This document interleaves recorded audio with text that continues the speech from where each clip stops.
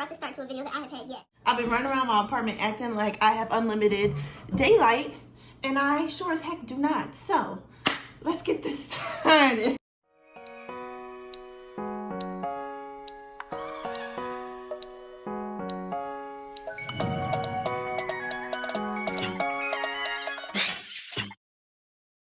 Hello everyone and welcome back to my channel. If you are back, welcome to my channel. This is your first time joining me. My name is Shayna and I am making a different video today that I'm very excited about. But before I get started, I wanted to mention that the little graphic at the beginning of my video was created by my dearest line sister, Tara.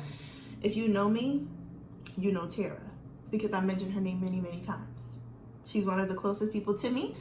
And she took time out of her busy day. I didn't even ask her. So thank you, Tara. Love you, love you, love you, love you. All right, we're back. This is so much better. I should just redo the intro, but I'm not going to. So since this video is so different than what I normally record, I have notes. I normally talk about vegan things here or something that's related to veganism in a normal video. This video is, but in a very sinister, unfortunate way.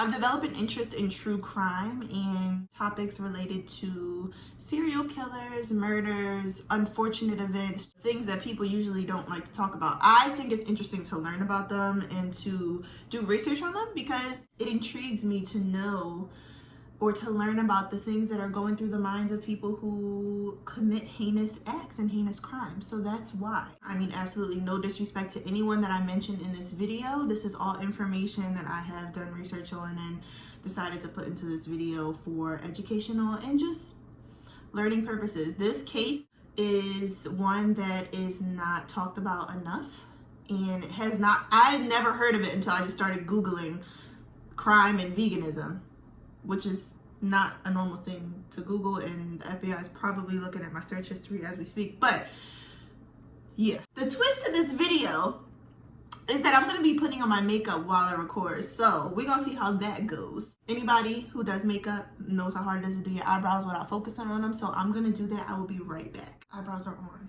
I also feel that it is my responsibility to give a trigger warning for this video.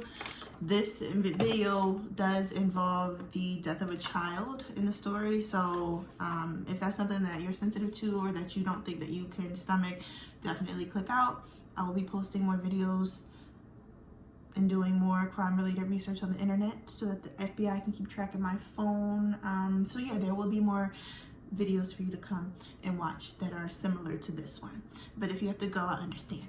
So Ezra O'Leary was a 1-year-old boy. He was one of 4 children born to Ryan Patrick O'Leary and Sheila O'Leary.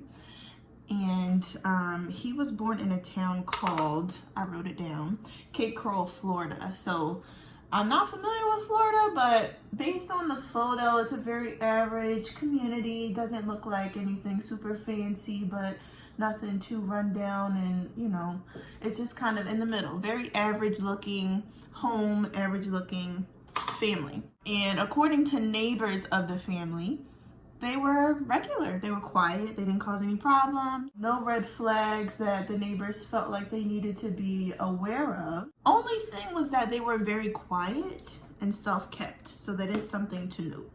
Just want to add also, you're going to see exactly how basic my makeup look is. It's very basic, so be prepared to be disappointed. On September 27th of 2019, so just about a year ago, about 11 months ago, officers responded to a call just stating that there was a child who was not breathing. Officers reported immediately, and unfortunately paramedics declared Ezra dead on the scene. They said that his skin was very pale and yellowish, and also that his siblings, not all of them, but 2 of the 3 had very yellowish, kind of pale skin, and one of them had blackened teeth as if they were decaying and rotting and about to fall out of the child's mouth. Now his siblings, he was 18 months old. His siblings were only 3, 5, and 11. So these are children, you know? Only time a child's teeth should be looking like they're falling out is when they're losing their baby teeth, but they shouldn't be black. But it is also important to note that the oldest child did look healthy. So the 11-year-old did not seem to have anything abnormal going on with her. She was just regular looking child. Still thin, but not emaciated or anything. Now, in her statement to police, Sheila actually mentioned that earlier in the day, prior to her calling for the paramedics, that Ezra had experienced shortness of breath, kind of an erratic breathing pattern while she was breastfeeding him. But for some reason, Sheila did not call the authorities. Sheila took a nap. Sheila was tired. Sheila went to sleep, and Sheila said, I'm gonna deal with this when I wake up. Now, of course, to her dismay, when she woke up, when her and her neglectful husband Ryan woke up, poor little baby Ezra was not breathing and he was pale. So they obviously knew something was wrong. At that time, they finally called authorities, and that's when police actually came out. Sheila also mentioned, which is very interesting, that Ezra hadn't eaten any whole solid foods in about a week at this point, and that for the 6 or 7 days leading up to this, he had only breastfed. And in her mind, she attributed this to him teething, like, you know, maybe his teeth hurt, so he didn't want to eat solid food. Again, strange and unlikely. Definitely seems like that's something a parent will want to call for help about. When I was a kid, my mom said she took me to the doctors because one eye was smaller than the other. When I was a baby, one eye was smaller than the other. And actually, I do have a lazy eye as an adult as well. So she was not crazy. She did not imagine that that was real. Now, something important to note is that Sheila told the authorities that Ezra was actually born at home, which is fine. A lot of people do home births, but she was born at home without the attention of a doctor or a medical practitioner, if you will. What do they call those? The people who perform home births, but they're not actually doctors. I can't think of what they're called, but she delivered Ezra at home with no medical personnel present, and throughout his entire life he never once saw a doctor. So the 18 months of this poor boy was alive, he never once saw or got medical attention from a professional. Now, this is very sad to say and very sad to think about, but Ezra was a very teeny tiny 17 pounds when they discovered him. An 18-month-old average weight for a boy is 24 pounds. So Ezra was 17 pounds, which is actually the average weight for a 7-month-old child. Whew, y'all, I just had to do my lashes off camera, and it took me a good 15-20 minutes, and I was in the bathroom cursing, so I'm glad that I didn't do that for y'all to see. But I messed up and I had to just start over. But where was I? So obviously this story ties into my channel in some capacity, being related to veganism. So basically, Sheila and Ryan, they were vegan parents, and they raised their children vegan, which under normal circumstances is not a problem. You can definitely have a very healthy vegan pregnancy and raise vegan babies into vegan toddlers, into vegan teenagers, into healthy vegan adults. It's very possible, and plenty of families do it. However, the O'Leary family was doing things very unconventionally, okay? They actually were feeding their children, all 4 of their children, a raw diet of nothing but fruits and vegetables. That's it. No grains of any kind, really no protein source, just vegetables and fruit. Poor little Ezra was obviously malnourished because of this. Now, again, I have very little familiarity with children, but I would imagine that at 18 months, you're eating some sort of solid foods, like maybe nibbling on some bread or nibbling on something other than a strawberry. So the parents were charged with first-degree murder, aggravated manslaughter due to child neglect, and child neglect causing bodily harm. Though that's the charges that were brought against Sheila and Ryan, and they were indicted on those charges. And this is just a really sad story, obviously for Ezra, but also for his 2 siblings. Your parents are in jail now. So where do you go? There was no family for them to go live with, so they were taken by child services. I don't know the status of where they're at. There's no public information about where the two youngest children were. But the oldest child, who kind of looked healthy when police initially got to the home, she actually luckily had a father that she was going to stay with every couple months, which is why she wasn't as malnourished as the other two siblings. When her mother and her stepfather were put in jail, thrown away, she went to live with her father. So luckily there is some sort of light at the end of the tunnel for that child, but for the other two, unfortunately, I don't know where they are. And I don't know what happened to the poor child's teeth. The child that had decaying teeth. Like, what do? I don't know. I think 5 years old, you still have your baby teeth, right? So I'm hoping he just grows a new set. But like, say you're like, I don't know, 12 or 10, and you already have your new teeth in, and you get taken by child services. What do they do if your teeth start decaying? Do they just let them fall out? Or does I don't know. This is the stuff that keeps me up at night. Now, the part that is most upsetting for me is that Sheila actually, prior to living in Florida, she lived in Virginia. And she had a case against her in regards to her oldest child, who now was healthy. And her oldest child was actually temporarily placed in state custody because she had a case of child neglect prior. And in doing research, I learned some things I had never known before.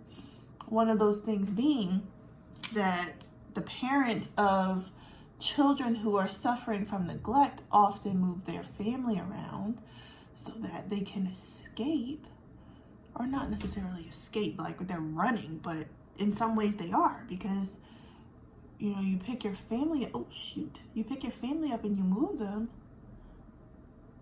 I guess you just leave the case behind unless you're charged with something, right?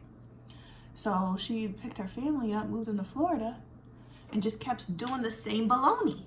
And it breaks my heart because I wonder, like, did the oldest child go to her dad and say, Mommy isn't feeding us, I'm hungry, but maybe not. Maybe Sheila fed the oldest one because she had no choice, or maybe because authorities or the father were looking, kind of snooping around with that child a little bit, but with the other one, she just continued her sadistic and messed up parenting style because she could, and because Ryan wasn't stopping her.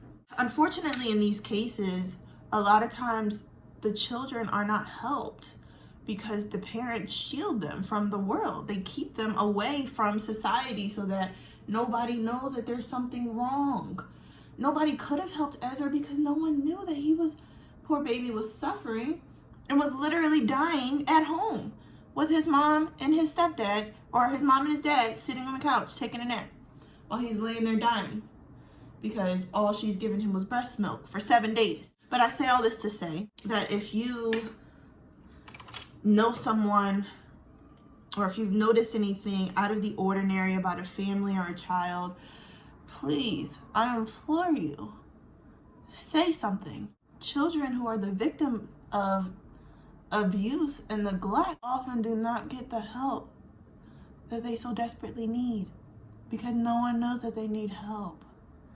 And it's up to friends and extended family, if they live nearby, and teachers and coaches to keep their eyes peeled. So if you notice something, say something. It is better to be strong and wrong than it is to not have said anything and to have a dead child. So this is, of course, no fault of the neighbors or anyone who knew the family. But I'm just saying, like, maybe someone could have helped if they would have noticed, or just thought. It's hard to put lipstick on the inside of your lip when it's wet. Just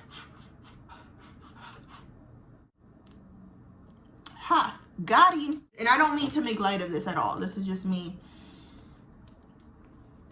dropping things. If you notice anything amiss about a neighbor, or your child's friend or anything like that, please say something. You never know who you are helping. Seriously, you never know. This video has been long enough. I kind of wanted to give my thoughts at the end of it, but this video has been long enough. This is a very sickening and disgusting case of serious neglect. Now, whether this family was vegan or carnivorous, it doesn't make a difference. The child was still neglected. You can still be neglected as a child and eat nothing but meat. You can still be neglected and be vegan, which is a seemingly healthy lifestyle. So please, if you are a vegan and you are thinking about raising your children as vegans, or if you're just having children, period, just please do research to know what is healthy and what a child needs. Because me sitting here right here today, I don't know what a child needs. If I popped out a baby, I wouldn't know what to do with it in terms of what to feed it. I feel like a lot of times, unfortunately, people who don't want kids or aren't equipped to be parents have kids. Just areas of opportunity for mothers and fathers to educate themselves on the health and nutrition of their children. And it is never too soon to do so. Baby Ezra was only 18 months old. That little baby did not have to die. That did not have to happen to him. I'm actually going somewhere, so I kind of wanted to actually be presentable. This is my first time trying this kind of video, so let me know if you liked it or if I was just talking too darn much. You know, there's always room for improvement, but true crime is really my jam. So thank you so much for watching and for tuning into my channel. If you made it this far, I love you. You are loyal. You sure are. And I will see you in the next one. Peace.